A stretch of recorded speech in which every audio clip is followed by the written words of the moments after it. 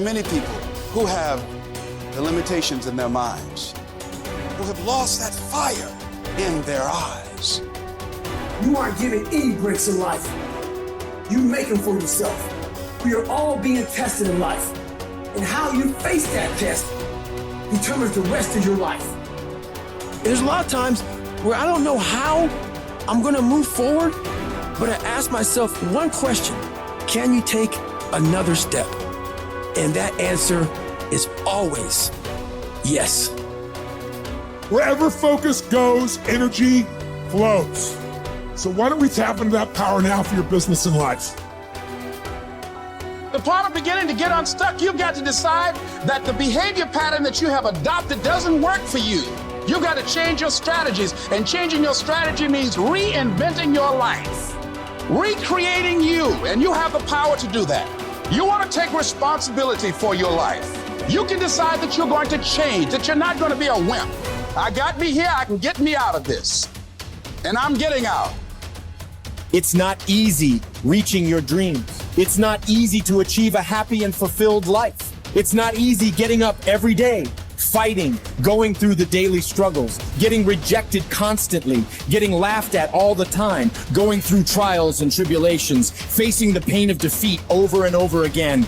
It is not easy, but if you do it, it is worth it.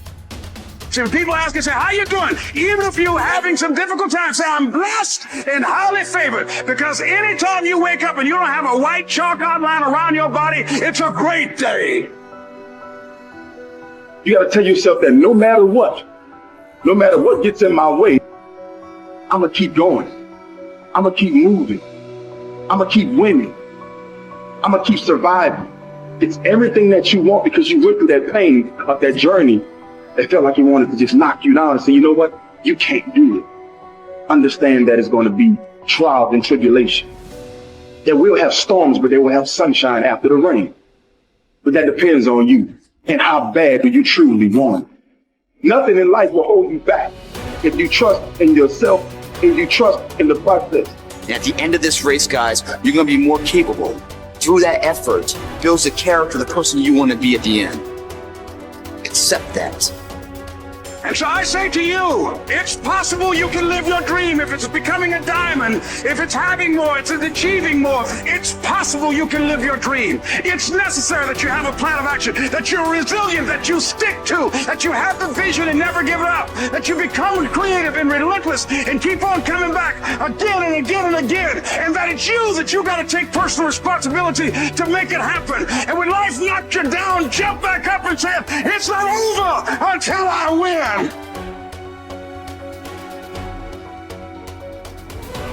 What does success look like? What does it take? A human being has come with such open sense of possibilities. Those who are committed to being successful with whatever they're doing, one important aspect of their life that is what gets you across so many lines in our life, so many barriers in our life. This happened in your school, maybe later in your university, later in your work. It's happening to people, maybe not everyone, but to a whole lot of people. Their commitment to success is weak. They want to succeed. They will take 3 steps. Then something little interesting happens here.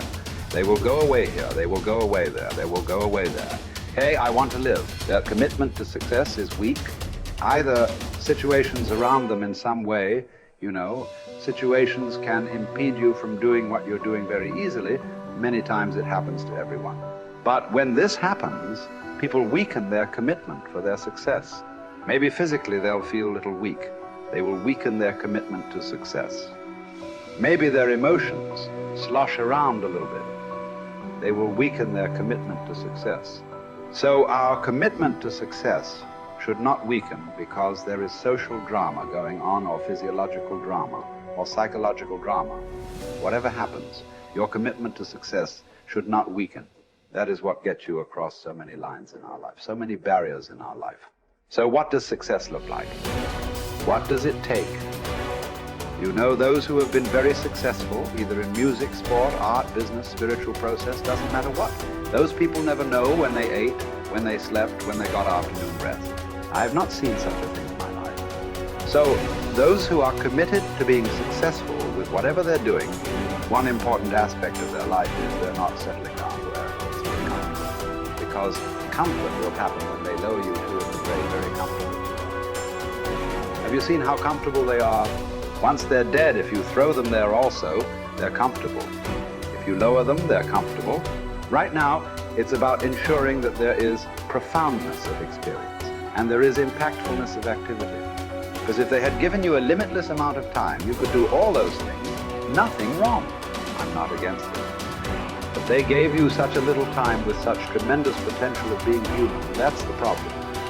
If creation had made you like an earthworm, I'm not saying there's anything wrong with an earthworm. It is just that it's a unipolar potential.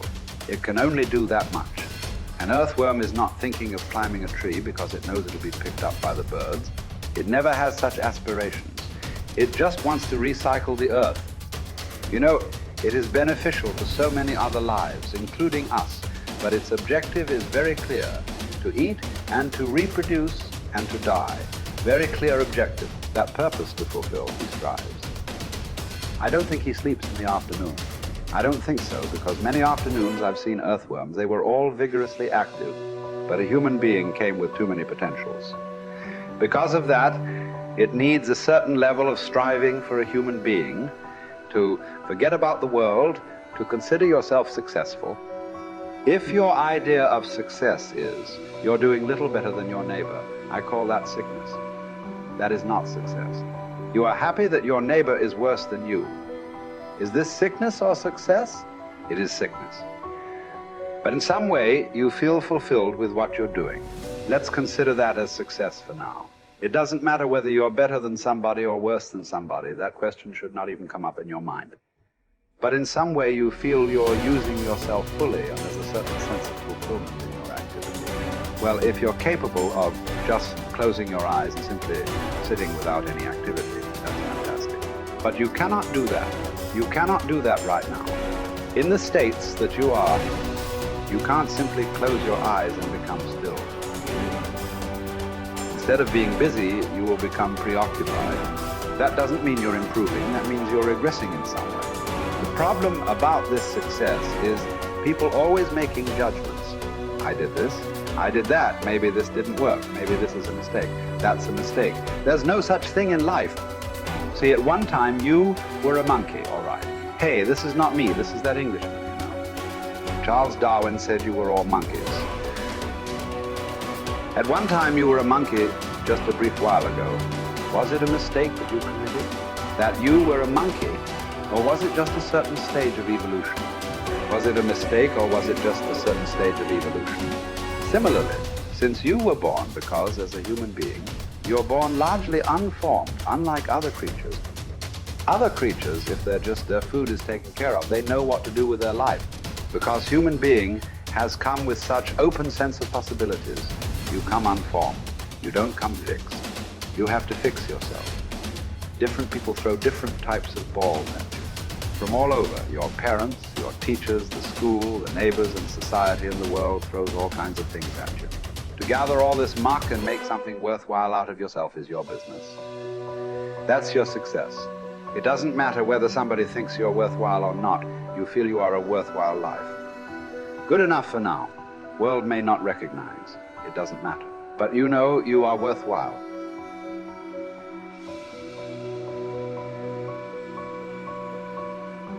It's hard to say what the soul means metaphysically because, say beyond the confines of a single human being, we do have this sense that the soul can expand itself into something that's greater than it has been. It has this capacity for growth. And we do have this sense that the soul can expand itself to the point where it's enlightened, for lack of a better word, that it's working as efficiently as possible to transform everything that's unnecessarily painful and malevolent about the world into what's positive and good. And that it does that as a consequence of confronting the world with courage and truth.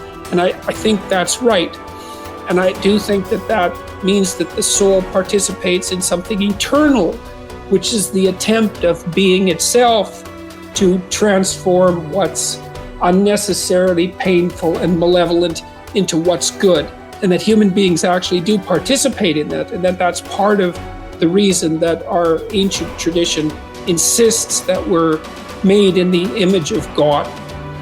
And I think that it's a mistake to underestimate the importance of that, because I don't think that you can live a life of sufficient profundity to protect yourself from being corrupted by suffering and malevolence without adopting a responsibility that's commensurate with that set of ideas.